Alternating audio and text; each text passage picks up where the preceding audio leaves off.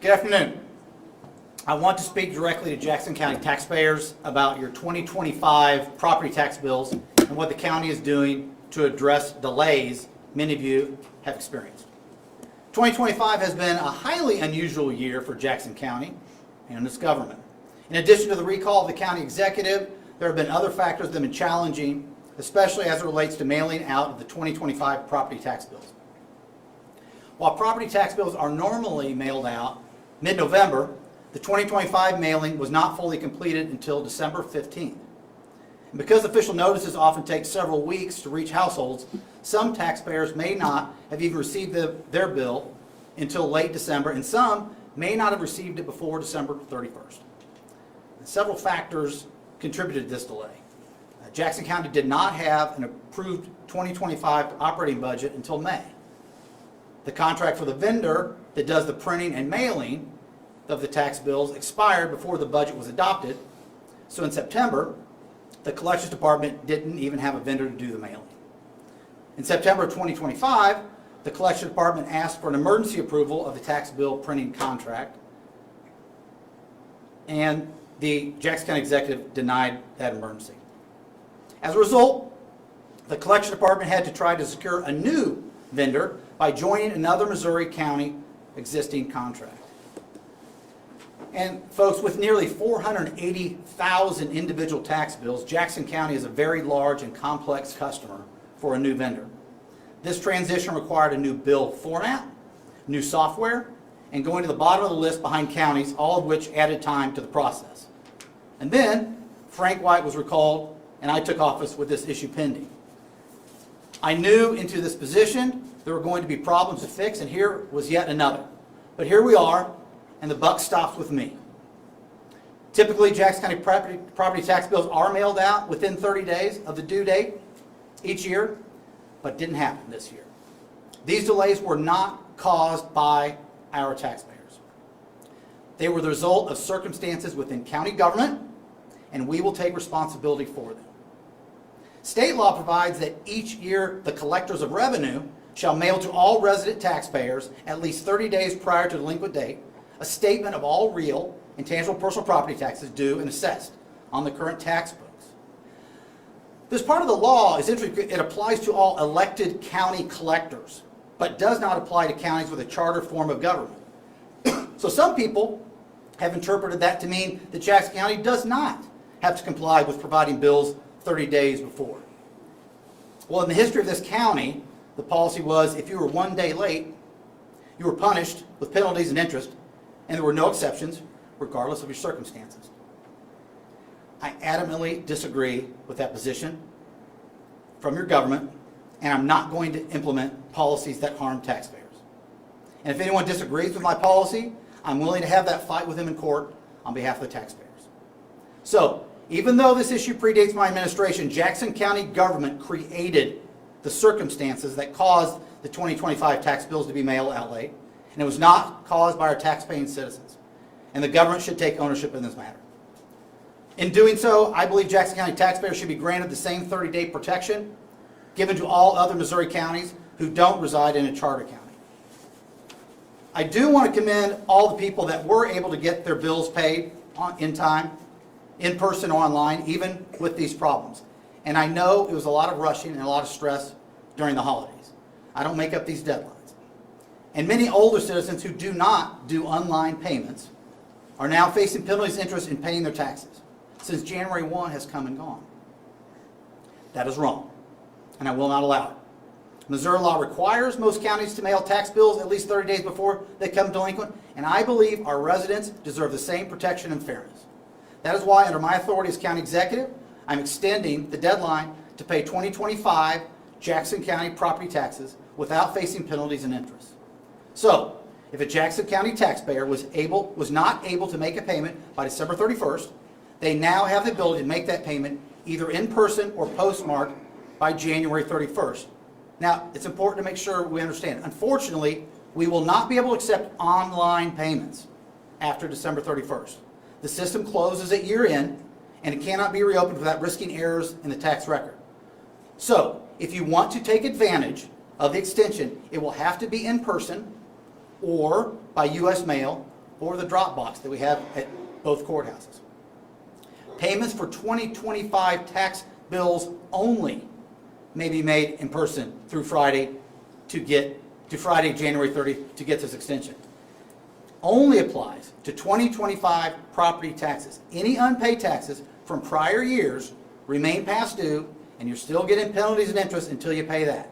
That's not part of this extension. Now, I know this situation has been frustrating for many residents, especially seniors, especially families on fixed income. This decision is about fairness and accountability, and ensuring taxpayers are not penalized for delays they did not cause.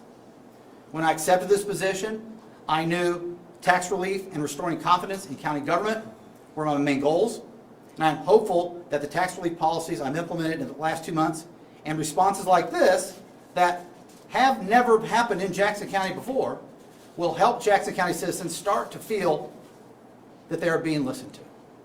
We've got a long way to go before people truly believe in this county again, but I think we're going in the right direction. So I'll answer some questions. Sounds like you knew about this issue at least a few weeks ago, and obviously by December 15th when those last bills were sent out. Clay County did offer an extension on Monday, I believe. Why the extension now after the deadline was passed? A lot of people spent their New Year's Eve in long lines. I would tell you we didn't know. We were trying to track the vendors of what would go out and getting the answers from the vendors. By December 15th, the last batch had went out. And what was it? What's that number? Is it 100,000? And how many people did or didn't get theirs? How many people were online and able to get it or not? Now remember, every single year there's long lines on the last week. People wait till the last minute. The numbers in line are not atypical of what has happened in the past. It was important for us to see what numbers came in and implement this tax policy before there were any penalties. I didn't want to wait till Monday to do this because Monday people would show up and try and pay and they'd get penalties and interest. So there's not a delay. I think Clay County is a whole different world because they had their senior tax implementation and that didn't work. But we're here today before anyone could show up and get penalties and taxes assessed. Bill, is there a chance that for commercial property tax owners, their bills, if incorrect, can be recalculated? Or also with recalculations for people who won appeals? Diverting off late extensions to this question. Right. Yes. So everybody that paid, that got a bill, their bill could be wrong, could be right. And if they have a problem with that, there's still ability for them to come in and fix that. Especially commercial property tax, and not to get too in the weeds of that, if you remember, we changed that policy late in the game. We couldn't even get ahead of the bills. So we sent out a direct letter from me to them saying, here's your new assessment thing. Here's what your bill's going to say. You can pay the whole amount, but if you want to estimate what it is and pay that, that's good too. So we still have a long way to go with people who think their bills might not be correct, and we're going to deal with that too. I know you all were dealing with the contract issues, the vendor issue, those kinds of things, but on top of that, you know, this was kind of a, I don't want to say last minute, but it was quickly put together to try and fix some of those problems because you had taken office. Do you feel that you all effectively communicated the new plans, or do you feel that there's anything you all could have done better when trying to get these This plan? changes?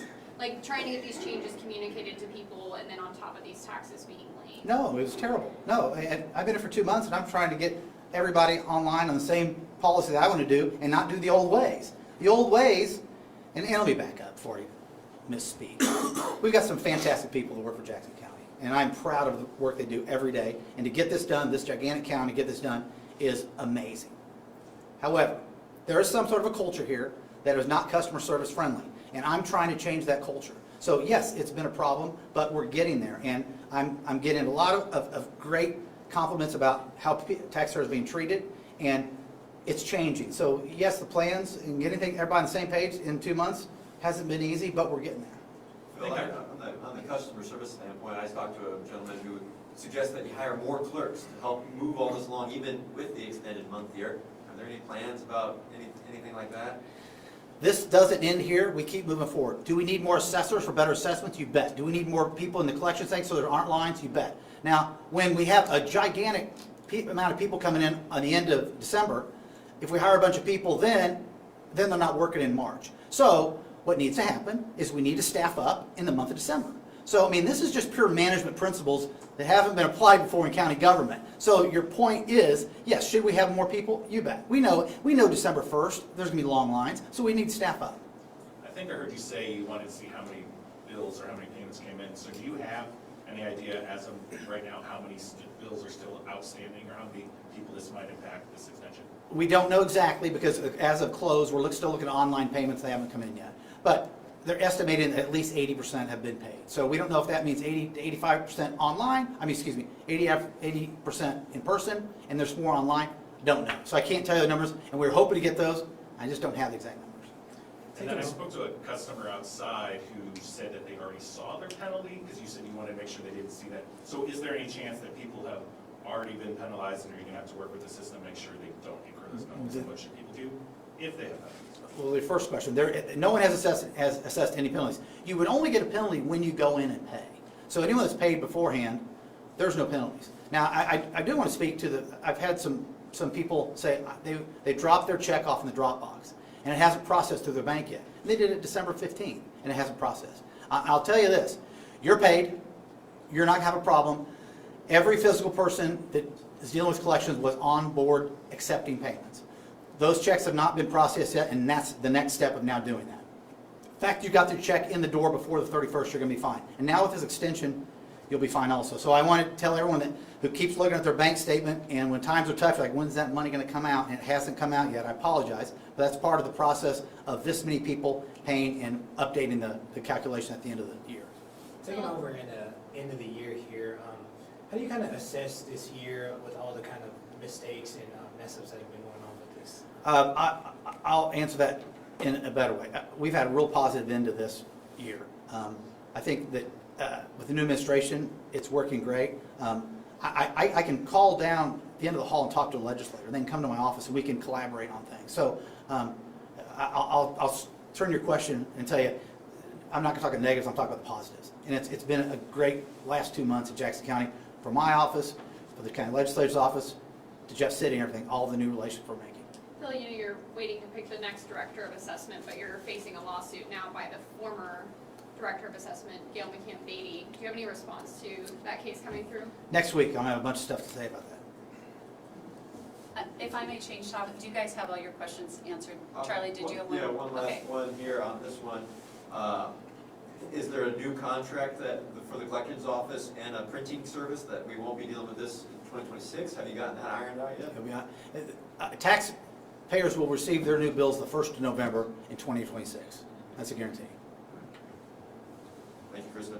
Okay, oh, sure. I have a question. I was at the meeting where the nonprofit partnership grants on Wednesday were voted to be released. Well, there are 4 on a document that said they were disqualified initially, but then those 4 collectively received $1.9 million, one of them being Drum Farm, which legislator Charlie Franklin, as he said in this public press conference, was very closely tied to. He's known a lot of people there, and I'm just wondering how those that were initially disqualified, that includes Salvation Army, Rockhurst, other places that never got a grant, and then these 4 were put on the grant list.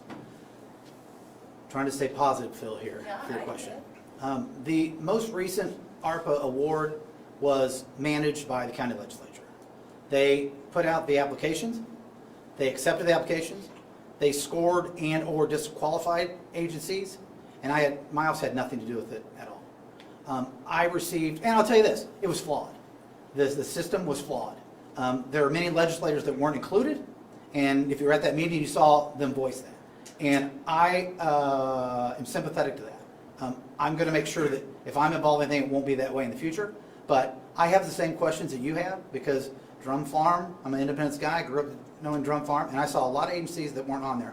And I do not have an answer for you. It wasn't a decision I made, and I'm as frustrated as they are that they didn't get on that list. Thank you. There's been a letter sent to your office, I understand, about the future of the Truman Sports Complex. Others, including the mayor, kind of weighed in this week. Do you have anything to say about any conversations on your end, or what you would like to see the future planning of the Truman Sports Complex? Well, specifically, Director Kett, I think you're talking about the letter that Legislator Barker sent. He sent that to myself and to the Sports Authority Chairman. We have contracts with the agencies, and under the contract, there are certain things that are done. So my initial reaction is, this is under contract. If any legislator's thinking outside the box with what we're going to do with that Truman Sports Complex, I'm listening to it. I don't know and haven't gotten the details enough of Legislator Barker's what his proposal is, but I do know, and I want the teams to know, to that we have contracts, we have to abide by the contracts we have with them. Where do we go from here now? What, obviously, we have to wait for this extension, people pay their bills. What are those next steps when it comes to tax credits, continuing to fix these problems? Well, I'll tell you, my next move is to deal with the reclassifications that's been going on. And so, at some point, the assessor's office has reclassified properties, for example, from agricultural to commercial or residential commercial. And some of these taxpayers say, why is that happening? And I want to nail those down. And we can figure out those numbers, and we can figure out each taxpayer and do that. So that's my next thing moving forward. The next step after that is making sure the assessment and the Board of Equalization are following up on these appeals. And these appeals are really important because they're still outstanding. Even though we gave relief to anyone who agreed to a BOE appeal or assessment to keep the 15%. I guess my long answer to you is that we're going to keep working in good government. We're still going to look at problems. We're going to make sure that the taxpayers are represented. Phil, we were debating this outside. Can you pay your property taxes at the downtown courthouse, or is this Sure can. one the only You one? sure can, and there were not as many lines downtown on the first floor. You sure can. Like you can talk to an associate there, it's not a drop box on the Nope. first floor. It's a live person. Cashier, yeah. And the problem is it's harder to get parking down to Kansas City. I understand that. But if a lot of people came up, saw these long lines here, and they turned around, went down to Kansas City, got in and out. So you can pay here, you can pay downtown Kansas City, can you also pay in like Grandview? You can also pay, in Grandview. Right. You can't talk to anyone in the assessment department if you have a problem with your tax bill. Right. But if you just want to pay, you can pay in Grandview. We have had a relationship with Lee Summit before, and we're working on getting that done again, and anticipate we'll have that for next year. And then also, you can also do it online. But not for this new part. Yeah. Not for the new part, Yeah, right. in the future. But mail, Dropbox, or those three in-person locations? Yes, sir. Okay, thank you. Okay? Thank you very much. Thank you.